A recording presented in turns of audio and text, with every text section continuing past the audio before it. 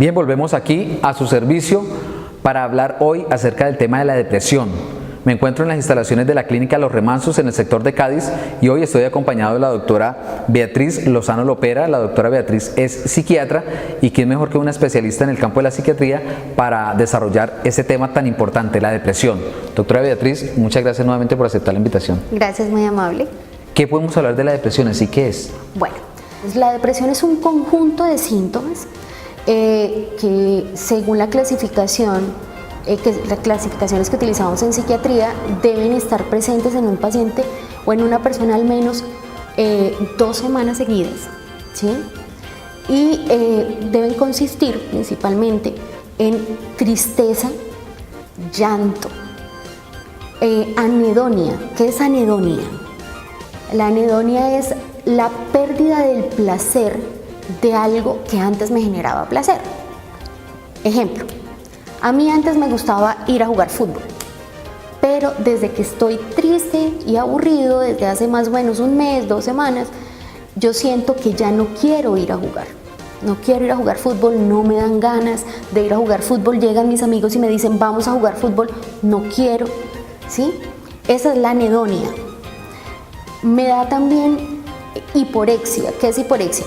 No me dan ganas de comer, anorexia es esa, o me como pero como muy poquito. No puedo dormir o duermo en exceso, siento fatiga, siento el cuerpo pesado.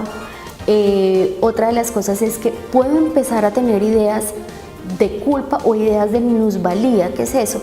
Ideas de minusvalía es que yo siento que yo no valgo para nada, que yo no sirvo para nada, que valgo muy poquito, lo que normalmente uno dice que tengo bajita la autoestima. Si una persona padece esos síntomas de los que usted ha mencionado en un periodo más corto, hablemos de 8 días, 10 días, menos del tiempo que usted menciona, ¿no es considerado depresión?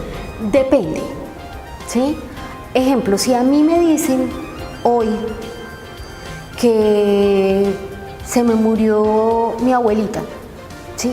Y yo he sido una persona supremamente apegada a mi abuelita y llevo 8 días llorando porque mi abuelita se murió, eso no se considera como tal una depresión, se considera un duelo, una reacción de ajuste. ¿Qué quiere decir eso? Yo me ajusto a una pérdida, estoy haciendo un duelo. Alguien de mi casa o alguien a quien yo amo o alguien a quien yo amaba se fue de mi lado y yo empiezo a estructurar mi vida sin esa persona o empiezo a sentir el vacío de esa persona en mi vida. Entonces, eso no quiere decir que yo esté en ese momento triste, estoy haciendo un duelo.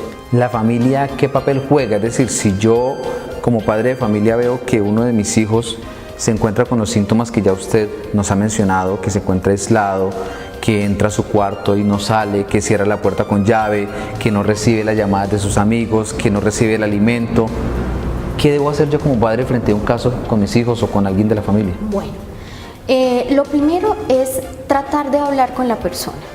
Si la persona no habla o se niega a ir o a hablar conmigo o a ir donde un médico general, la idea es que si esa persona consideramos nosotros como familiares que no es la persona que normalmente conocemos o que normalmente es nuestro familiar, que se desempeña normalmente en la casa, lo que tratamos de hacer es llevarlo a un servicio de urgencias. En el servicio de urgencias casi siempre se tiene un contacto con un psiquiatra que esté de turno y el psiquiatra va y valora al paciente. La idea es mirar si el paciente requiere un manejo hospitalario porque tiene un riesgo para su vida, ¿sí? O puede ser manejado en forma ambulatoria. ¿Cómo hacer caer en cuenta a una persona que necesita esa ayuda médica? Porque, claro, es lo esencial, usted ya lo ha citado, y sería excelente que uno pudiera ayudarle a una persona y que esa persona accediera a esa ayuda médica. Pero en muchos casos, cuando una persona padece de depresión, no acepta esa ayuda clínica.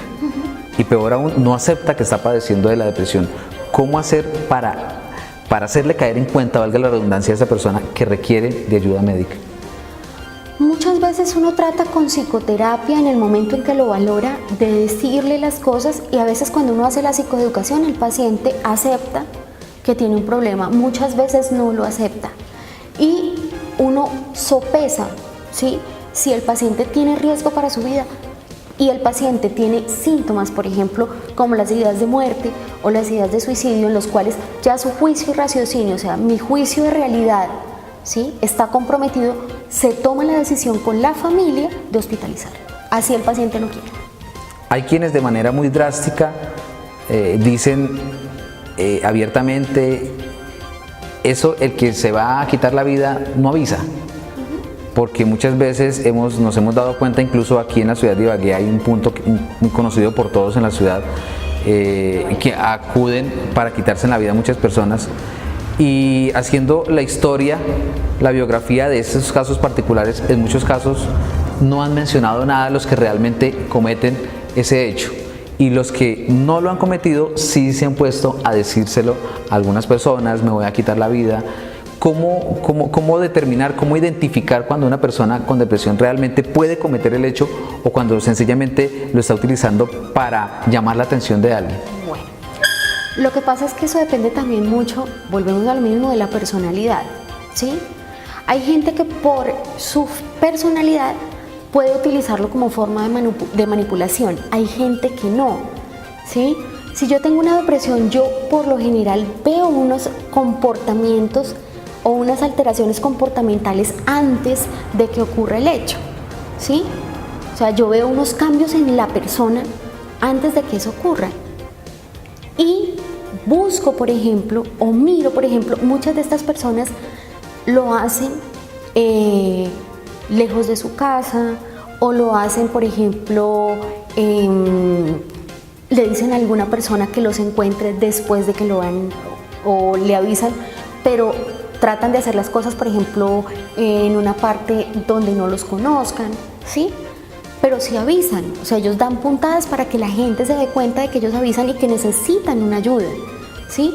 Hay gente que, por ejemplo, lo hace bajo estado de embriaguez y después de una pelea. Entonces, por ejemplo, pelearon con el novio, pelearon con la novia, entonces, como tú no quieres estar conmigo, entonces me voy a quitar la vida, entonces me voy para el Puente de la Variante, tengo 2 botellas de aguardiente encima, entonces me voy a tirar, ¿sí? Pero anteriormente nunca habían tenido un síntoma depresivo, ¿sí? Entonces es como más por impulsividad. Y tú miras y de pronto te das cuenta que tiene una relación conflictiva con su pareja, múltiples cosas. En cambio, el depresivo casi siempre empieza a mostrar sus trastornos del estado de ánimo, o sea, sus trastornos depresivos desde hace tiempo o desde hace algunos días. Esos hechos de complicaciones, relaciones, es decir, de conflictos en una relación, ya sea de tipo marital, noviazgo, matrimonio o con la misma familia, ¿son generadoras también para que una persona caiga en depresión? Claro.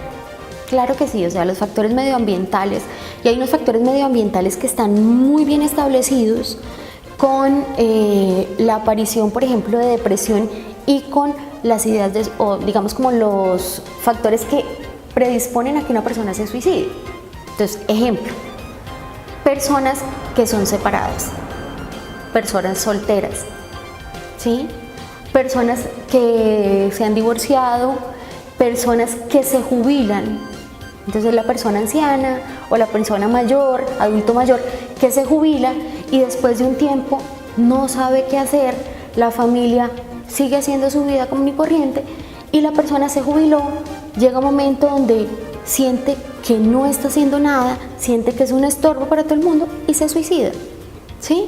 Se deprime, nadie se da cuenta que la persona está deprimida y la persona se suicida. O una persona que tiene una enfermedad crónica, se siente cansada porque se siente inutilizada, se siente que es una persona que es una carga para el resto de la familia y se suicida. ¿Qué tan importante es que una persona con síntomas de depresión mantenga en actividad? Es decir, que esa persona no permanezca sola, no permanezca aislada, sino que permanezca con algún tipo de actividad. Existen actividades tan sencillas como una manualidad, como escribir, como leer. ¿Eso hace parte del tratamiento para una persona con depresión? Claro, uno lo que trata de hacer es que la persona primero no esté sola, ¿sí? Que tenga un apoyo adecuado, ya sea en los amigos, ya sea en la familia. Muchas veces la familia, vuelvo y te repito, a veces es como el punto de conflicto, entonces uno trata de primero hacer apoyo o terapia familiar, ¿sí? Ver qué problemas hay en la familia para uno tratar de solucionar en lo que más se pueda esa conflictiva familiar, tratar de ver que, por ejemplo, qué problemas hay con la pareja, perdón, y tratar de que tenga contacto con sus amigos, de que vaya al trabajo, pero muchas veces estos pacientes tienen un deterioro tan grande y es tan grande la apatía, la anedonia, o sea, el deseo de no hacer nada, que los pacientes no pueden rendir, ¿sí? Entonces, el paciente primero no se puede concentrar, entonces la persona que está muy deprimida se siente lenta y va a hacer algo y se le olvida, ¿sí? Y no se puede concentrar, entonces va a estudiar y no puede retener lo que está estudiando. Entonces uno trata de que la persona de pronto pueda tener un descanso, estar bajo supervisión de alguien y que tome los medicamentos, puede empezar a hacer una actividad lúdica que haga que se sienta una persona útil y que se distraiga. El diagnóstico y el tratamiento, ¿en qué consiste? Bueno, el diagnóstico depende mucho de cumplir los ítems o cumplir los signos o ver los signos y síntomas que el paciente ha tenido o el paciente ha presentado. Hay que aclarar algo, la depresión no es lo mismo o no se observa o no se encuentra de la misma forma los signos y los síntomas en los adultos que en los niños o en los adolescentes, ¿sí? ¿Qué pasa? Por ejemplo, en los adultos se presenta, como hemos estado hablando, la depresión, la anedonia, la fatiga, la fatigabilidad, bueno, todas estas cosas, pero por ejemplo en los niños se presenta de una forma diferente. En el niño, por ejemplo, se puede presentar el niño o el adolescente que se vuelve supremamente hiperactivo o es muy inquieto, tiene una inquietud motora, es el niño que es cansón, ¿sí? Pero aparte de eso, se vuelven, no empiezan a llorar constantemente o no se ponen tristes constantemente, sino que se vuelven muy irritables. Son niños que con cualquier cosa se ponen de mal genio. Los adultos mayores también pueden padecer de depresión, usted ya lo mencionaba antes de ir al corte de comerciales, personas que ya salen jubilados, que ya obtienen su pensión y que laboralmente en muchas entidades cuando son empleados pues ya como se dice popularmente los desechan laboralmente, ¿cierto? Entonces se sienten aislados, se sienten personas como que las hacen a un lado y eso obviamente una persona de la tercera edad, mayor de 60, 70 años, también cae en depresión. ¿Cómo se presenta la depresión en una persona de la tercera edad? Bueno, en las personas adultas o en las personas ancianas o el adulto mayor, lo que se observa principalmente son síntomas motores.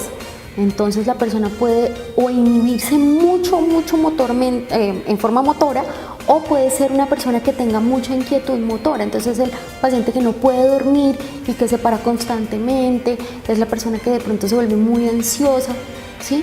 Esas son cosas y uno tiene que mirar de pronto los factores que han favorecido para que aparezca la depresión en estas personas. ¿Cuánto puede durar el tratamiento de un caso de depresión, por ejemplo en un adolescente? Muchos evitan ir al psiquiatra, evitan visitar al especialista porque dicen yo no me voy a empepar, yo no voy a que me cambie mi estilo de vida, para que me incluyan, me dejen en una clínica. ¿Cuánto es el tiempo promedio que una persona debe pasar de tratamiento para lograr salir de ello?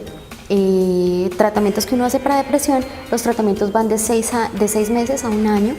Si hay una recidiva o una recaída, entonces el paciente, ¿qué es lo que pasa? ¿Por qué tenemos a veces tantas recaídas en los pacientes con depresión? Entonces el paciente se siente bien a los 3 meses. Entonces a los 3 meses dice, ay no, yo me siento perfectamente bien, entonces yo ya dejo de tomarme el medicamento, ¿sí? Pero resulta que tiene una recaída a los 6 meses. ¿Qué hay que hacer? Volver a empezar el tratamiento y ese tratamiento ahorita dura 2 años. Si presenta más recaídas, puede llegar a ser un tratamiento de 7 años o más o indefinido. El papel que juega o el rol que juega la parte educativa, es decir, en el colegio los docentes, si ven a un estudiante con los síntomas de los que ya hemos hablado, ¿cómo hacer ese engranaje entre la parte de educación y la parte de especialistas clínicos? Bueno, yo pienso que sí es supremamente importante que primero que los padres y los docentes se unan o para diagnosticar en cierta forma. Ellos son las personas que más tiempo permanecen con los adolescentes y con los niños y llevarlos o remitirlos a que los vea el psicólogo los ve y hay una especialización en psiquiatría, son psiquiatras generales y aparte de eso hacen una especialización en psiquiatría infantil, se llama psiquiatría de niños y adolescentes, que son especialistas en manejar niños y adolescentes. Entonces, ellos son las personas idóneas para hacer estos tratamientos con los niños y con los adolescentes para poder ahondar, principalmente con psicoterapia, estos procesos con estos pacientes, porque son pacientes que son de muy difícil abordaje. Definitivamente el tema da para muchísimo, para hablar demasiado. Doctora Beatriz, se nos ha agotado el tiempo, muy seguramente la volveremos a tener en otro programa para seguir desarrollando estos temas. Muchísimas gracias. Muchas gracias a ti, muy amable. Bien, amigos televidentes, de esta manera hemos llegado una vez más al final de este espacio de salud a su servicio. Hoy hablando acerca de la depresión, hemos hablado absolutamente de, digamos, lo básico, pero pertinente en los casos de la infancia, de los adolescentes e incluso de los adultos mayores. Si usted se muestra interesado en conocer mucho más acerca de este tema, puede comunicarse con nosotros a través del correo electrónico a su servicio ibagué@hotmail.com. Nos puede agregar en Facebook, aparecemos como a su servicio Ibagué, o también hay una línea telefónica para que se ponga en contacto aquí con la Clínica Los Remansos, que es desde donde estamos emitiendo el programa en el día de hoy. La línea telefónica es 270-3994. 270-3994. En horas de oficina puede llamar y ahí le entregarán muy seguramente mayor información acerca del tema de la depresión. Dentro de 8 días ustedes no olviden que ustedes y nosotros tenemos nuevamente una cita para seguir abordando temas de mucho interés para todos. Recuerden que aquí nosotros siempre estamos a su servicio.